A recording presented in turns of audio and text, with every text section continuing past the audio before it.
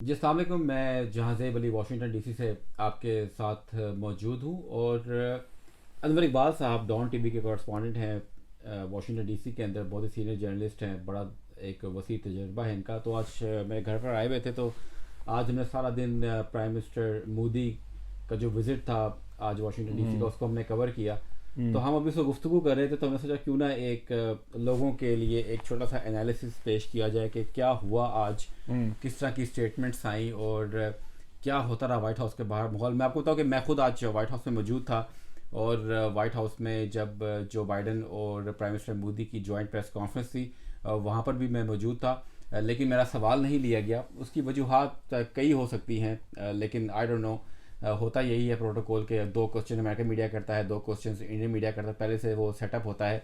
जो free media का concept है वो कोई इतना कोई ख़ास नहीं है। शायद वो सोच रहे हो कि पाकिस्तानी मीडिया कोई जर्नलिस्ट आया हुआ शायद कोई सख्त सवाल ना कर ले। बहरहाल वो एक अलग डिबेट है। हमने देखा ज़बरदस्त किस्म का प्रोटोकॉल दिया गया प्राइम मिनिस्टर मोदी को। ज़बरदस्त किस्म का एक उनके लिए इस्तकबालिया दिया गया वाशिंगटन डीसी के अंदर। तमाम यूएस मेरीन्स ने सलामी उनको पेश की वाइट हाउस के बाहर। और बैल्कनी में आके उन्होंने हाथ हिलाया प्राइम मिनिस्टर मोदी ने। और एक ज़बरदस्त किस्म की प्रेस कॉन्फ्रेंस हुई, फिर एक जॉइंट स्टेटमेंट आया प्राइम मिनिस्टर मोदी और जो बाइडन का, जो कि बड़ा एक कहा जाए कि एक थोड़ा सा हमें वो हुआ कि ना तो उसमें ह्यूमन राइट्स वायलेशंस की कोई जिक्र था, ना ही रिलीजियस फ्रीडम का कोई जिक्र था। अलबत्ता पाकिस्तान का जिक्र ज़रूर हुआ। और बड़े ही एक किस्म की कहा जाए कि एक थोड़ा सा पाकिस्तान के ख़िलाफ़ एक माहौल क्रिएट करने की कोशिश की गई। मेरे साथ अनवर इकबाल साहब मौजूद हैं, लेकिन इससे पहले आपको ये बता दूं कि बाहर ज़बरदस्त किस्म के मुजाहरे भी हुए जो कि मैंने कवर किए वहाँ पर। वो एक अलग वीडियो है, वो आपके लिए पेश करूँगा। जहाँ पर जो इंडियन अमेरिकन हैं, जो कि कहा जाए कि रोशन ख्याल इंडियन अमेरिकन हैं, वो भी मौजूद है, जिन्होंने मोदी की पॉलिसीज़ की मुखालफत की। उन्होंने कहा कि मोदी जो है वो इंडिया को एक शिद्दत पसंदी की तरफ लेकर जा रहे हैं, जहाँ पर रिलीजियस माइनॉरिटीज़ के लिए कोई जगह नहीं है, जिस पर वो काफ़ी रंजीदा थे। उस पर उन्होंने बातचीत भी की। फिर सिख भी मौजूद थे वहाँ पर जो खालिस्तान का नारे लगा रहे थे वहाँ पर। बाहर अमर इकबाल साहब मौजूद हैं। अमर इकबाल साहब, जो जॉइंट स्टेटमेंट आई है हुँ। उसमें यूएस और भारत के ताल्लुकात के हवाले से बहुत कुछ है। पाकिस्तान के हवाले से बड़ा एक वही इल्ज़ाम तराशियाँ और वही क्या कहा, ज़रा थोड़ा बताएंगे नहीं, हमारे इल्ज़ाम तराशियाँ सिर्फ़ नहीं है, बल्कि उसमें मुतालबात हैं। यानी उसमें उन्होंने कहा कि पाकिस्तान जो है लश्कर तैयबा और जैश मोहम्मद और हिज़्बुल मुजाहिदीन के ख़िलाफ़ एक्शन ले, और इस बात को इंश्योर करे कि पाकिस्तान की सर ये तहरीक, ये जो ग्रुप्स हैं, ये पाकिस्तान की सरज़मीन इस्तेमाल ना करें किसी और मुल्क के ख़िलाफ़ कार्रवाई की। फिर उसमें ये कहा गया कि वो जो है, जो मुंबई अटैक्स है 26/11 जो कहते हैं इंडियन जिसको, वो और जो पठानकोट में हमले हुए थे, वो जो हमले करने वाले हैं उनको पकड़ा जाए और उनको जो है उनके ख़िलाफ़ एक्शन लिया जाए। फिर ये भी कहा गया कि जो ममालिक ड्रोन्स या इस तरह की चीज़ें इस्तेमाल करते हैं दहशत गर्दी के लिए, उनको उसकी इजाज़त दी नहीं दी जाए। फिर अ, ये कहा गया कि अब के इंडिया और यानी भारत और अमेरिका मिल के जो है दहशत गर्दी के ख़िलाफ़ कार्रवाई करेंगे, इंटेलिजेंस कोऑपरेशन करेंगे और दहशतगर्द ग्रुप्स को कार्रवाई करने से रोकेंगे। फिर ये भी कहा गया कि जो काउंटर टेररिज्म डिजिग्नेशन होता है कि किसी फ़र्ज को दहशतगर्द करार देना, वो भी अमेरिका और भारत मिल के करेंगे। अगर यानी अगर किसी को भारत समझता है कि वो दहशतगर्द है, तो उसको अमेरिका भी दहशतगर्द करार देगा। ये एक बहुत बड़ी बात है। फिर अफ़गानिस्तान में ताउन की बात की गई। उसमें अफ़गानिस्तान में कहा गया कि भारत और अमेरिका मिलकर इस बात की यकीन दहानी कराएंगे कि अफ़गानिस्तान की सरजमीन भी किसी के ख़िलाफ़ दहशतगर्दी की कार्रवाई के लिए इस्तेमाल ना हो। अफ़गानिस्तान की औरतों को वो हकूक़ मिलें जो कि उनका हक़ हैं। यानी जो अमेरिका के मुतालबात हैं अफ़गानिस्तान से, उसकी भारत ने हिमायत की। और फिर एक बड़ी इंटरेस्टिंग चीज़ है जिसका बराह रास्त जो ताल्लुक़ है वो अफ़गानिस्तान और पाकिस्तान से नहीं है, लेकिन उसमें कहा गया कि भारत और अमेरिका, इसराइल और मुत्तहदा अरब इमारात ये मिल के एक इकनॉमिक ब्लॉक के तौर पे काम करेंगे। तजारत और जो माशी तरक्की है उसमें इजाफे के लिए एक दूसरे के साथ मिल के कोऑपरेशन करेंगे। यानी एक नया माशी ब्लॉक बनेगा जिसमें भारत होंगे, यूएई होगा और इसराइल होगा और अमेरिका होगा। आप ये देखें कि ये सारे के सारे जो पॉइंट्स हैं उन सब का बराह रास्त असर पाकिस्तान पे पड़ेगा।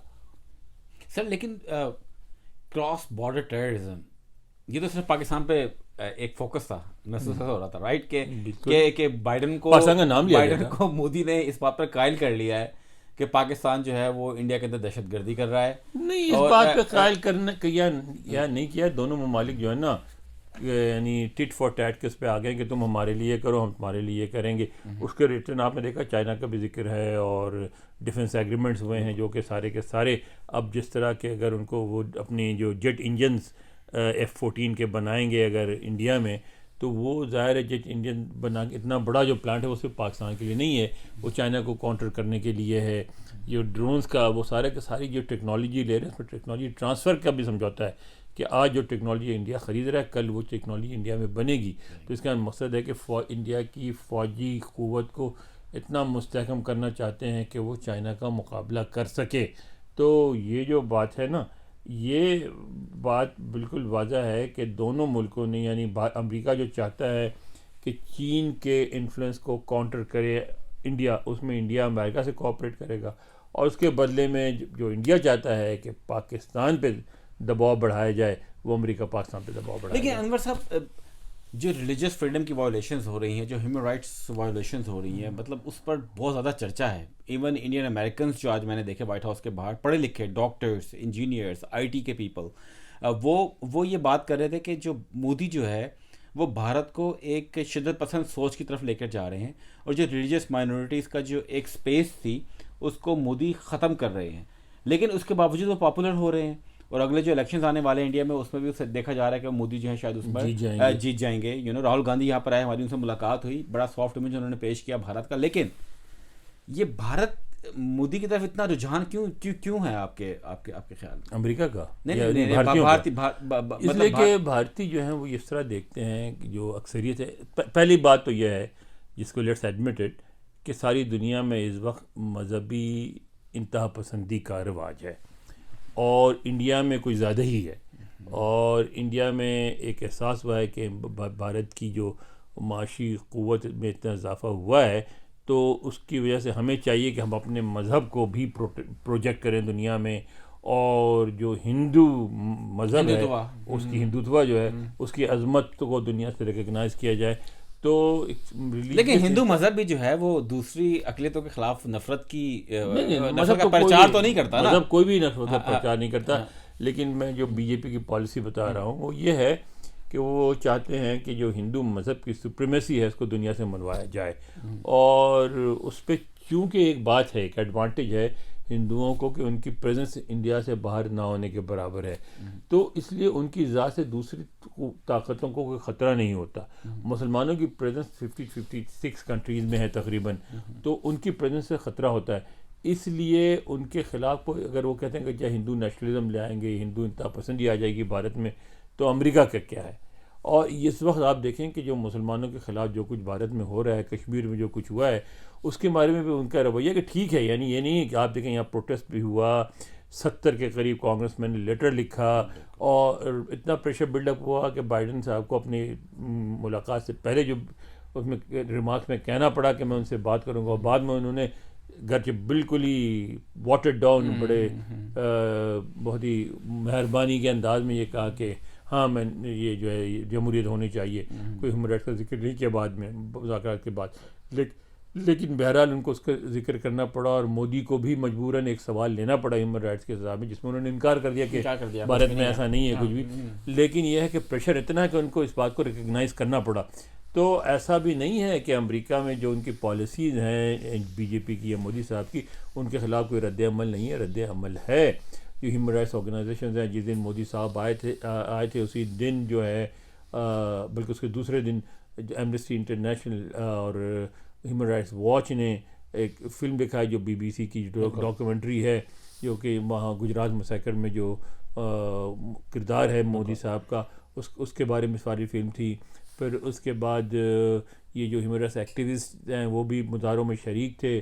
उसके बाद जो कांग्रेस में ये सब बातें हाँ ठीक है बिल्कुल आपकी। लेकिन अमेरिका जो है वो जहाँ पर इतनी ज़्यादा ह्यूमन राइट्स वायलेशंस हो रही हैं, रिलीजियस फ्रीडम की वायलेशंस हो रही हैं, शिकायत इतनी आ रही हैं, तो वो ऐसे ममालिक को जो उसके दोस्त ममालिक हैं उनके खिलाफ एक्शंस नहीं लेता। वो क्या, एक आप मुझे भी बता रहे थे अभी हम जब प्रोग्राम से पहले हम बात कर रहे थे, वो कौन सी, क्योंकि मैथ्यू मिलर जो कि स्टेट डिपार्टमेंट के स्पोक्स पर्सन हैं, उन्होंने भी कहा कि हाँ भाई जो हमारे दोस्त हैं हमारे पास एक ऑप्शन है कि हम उनको इस हवाले से तंग ना करें। वो क्या है आप बता रहे थे? भाई देखिए ना, इनके पास इनके पास एक है ऑप्शन अमरीकी इंतजामिया के पास वो कहते हैं कि नेशनल इंटरेस्ट वेवर, यानी ये कि जो चीज़ अगर अमेरिका के कौमी मफाद में है तो कोई मुल्क ऐसा काम करता है जो ह्यूमन राइट्स के ख़िलाफ़ हो या रिलीजियस फ्रीडम के ख़िलाफ़ हो या और किसी हवाले से अमेरिका के जो क़वानीन हैं, अमेरिका के जो वैल्यूज़ हैं उनके ख़िलाफ़ हो,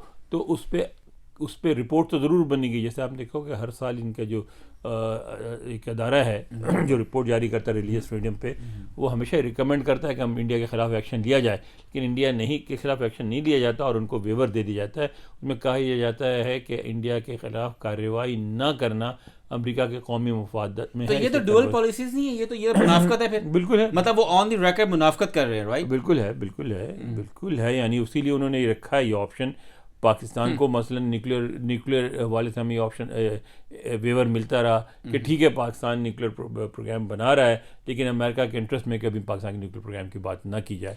सही। चलिए सर, मोदी पे तो बात हो गई हमारी, थोड़ा सा वक्त कम है हमारे पास। मैं आपसे चाहूँगा कि आपसे थोड़ा सा इस पर गुफ्तगू की जाए कि हम क्यों इतने पीछे रह जाते हैं।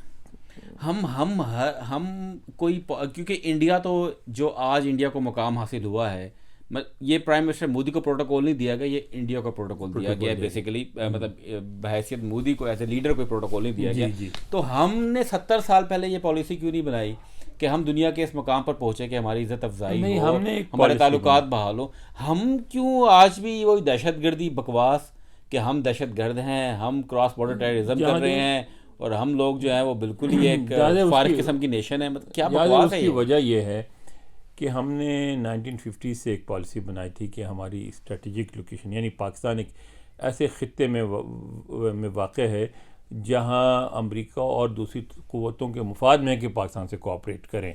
मसलन हमारा बॉर्डर मिलता है ईरान से, मसलन हमारा बॉर्डर मिलता है अफ़गानिस्तान से, हमारा बॉर्डर बहुत करीब था उस वक्त सोवियत यूनियन से, और भारत से तो मिलता ही है, चीन से भी मिलता है। तो एक छोटा सा मुल्क जिसके इतने बड़े ममालिक से बॉर्डर मिलते हैं, तो लिहाजा कोई ना कोई हमेशा हमसे कोऑपरेट करता रहेगा, हमें इमदाद पहुंचा देता रहेगा। अच्छा, इसी भरोसे पे बैठे रहे। हाँ। हमने कभी अपनी इकॉनमी डेवलप करने की कोशिश नहीं की, अपने आप पैरों पर खड़ी होने की कोशिश नहीं की।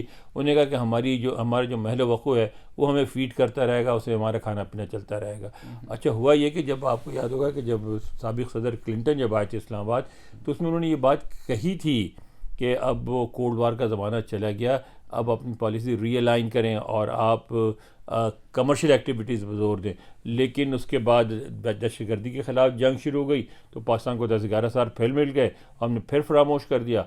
और अमूमन जब मुल्कों को 10-12 साल मिलते हैं तो उस दौरान वो अपने आप को अपने पैरों पे खड़ा करने की कोशिश करते हैं। हमने बिल्कुल कोशिश नहीं की। मुझे याद है एक सेमिनार उस ज़माने में मैंने वर्ल्ड बैंक में अटेंड किया था, उसमें ये लोग हैरत का इज़हार करते थे इस बात पे कि पाकिस्तान ऐसा क्यों कर रहा है। जो कुछ इक़दाम किए थे मुशर्रफ गवर्नमेंट ने, उन्होंने कहा कि वो इक़दाम पाकिस्तान की मईशत को में इस्तेहकाम लाने वाले थे, लेकिन जैसे उनको एश्योरेंस हुई कि पैसा मिलेगा, उन्होंने सब कुछ छोड़ दिया और दोबारा से उस पैसे पे भरोसा करके बैठ गए। और हमने फिर हमेशा यही पॉलिसी रखी कि हमने अपनी इकॉनमी बनाने के बजाय, क्योंकि पाकिस्तान में मैंने देखा है और आपने भी देखा रेजिस्टेंस है, प्राइवेट सेक्टर को हम ज़्यादा आगे बढ़ने देना नहीं चाहते।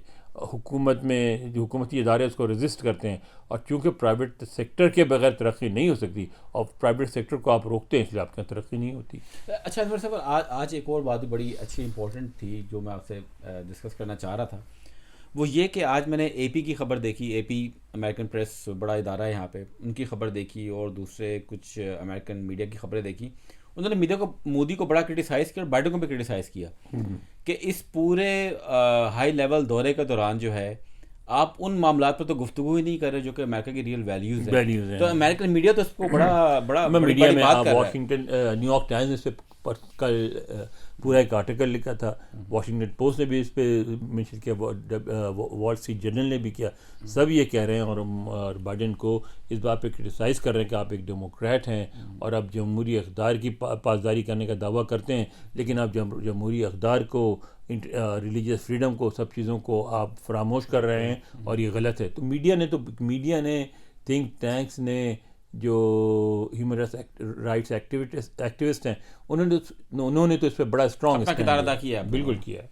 तो सर आपको अब क्या लगता है कि पाकिस्तान को फ़र्क पड़ता है इस स्टेटमेंट से, जो इतनी स्ट्रॉन्ग स्टेटमेंट आई है? आपकी बड़ी लीड स्टोरी छपी है डॉन के अंदर पाकिस्तान के हवाले से कि पाकिस्तान को जो है वो इल्ज़ाम तराशियाँ की गई हैं बाइडन और मोदी ने मिल के। फ़र्क पड़ता है पाकिस्तान को इससे कोई, या वो कहते हैं पड़ेगा? नहीं, फ़र्क तो पड़ेगा, आप पे दबाव बढ़ेगा। आप अगर किसी को सिर्फ इंडिया दहशतगर्द करार देता है तो और बात है, साथ साथ अमेरिका भी करार दे देता है तो और बात है, उसके बाद उसके साथ सैंक्शन आ जाते हैं, उसके बाद वो मामला अक़वाम मुत्तहिदा में चला जाता है। अगर अमेरिका किसी चीज़ की सरपरस्ती करे, फिर अक़वाम मुत्तहिदा भी उसको दहशतगर्द करार देता है, और पाकिस्तान अक़वाम मुत्तहिदा का मेंबर है, पाकिस्तान को उसको मानना पड़ता है। तो ये चीज़ें तो होती हैं। तो हमें काउंटर क्या ऐसा कुछ करना चाहिए पाकिस्तान को? भाई हमें सबसे पहले तो ये रियलाइज़ करना चाहिए कि यार ठीक है, हमने अपनी स्ट्रेटजिक लोकेशन वाला कार्ड बहुत अच्छा प्ले किया। हमने ऐसे ग्रुप्स जो हमारे यहाँ से ऑपरेट कर रहे थे, जब हमें ज़रूरत थी उन्होंने एक हमारे इंटरेस्ट को प्रमोट किया। जो कुछ भी किया, गलत किया या सही किया, जो कुछ था अब वो काउंटर प्रोडक्टिव हो चुका है, ख़त्म हो चुका है।